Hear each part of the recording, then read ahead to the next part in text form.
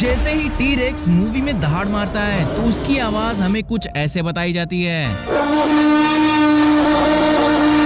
मतलब एकदम तबाही तोड़फोड़ गुस्सैल राक्षस जैसी। पर असल में रियलिटी तो कुछ और ही है, क्योंकि आज की टेक्नोलॉजी की मदद से साइंटिस्ट ने ये पता कर लिए हैं कि असली टी-रेक्स की आवाज कैसी थी। और सच कहूँ तो उनकी असली आवाज मूवीज में दिखाई गई आवाज से भी खतरनाक है।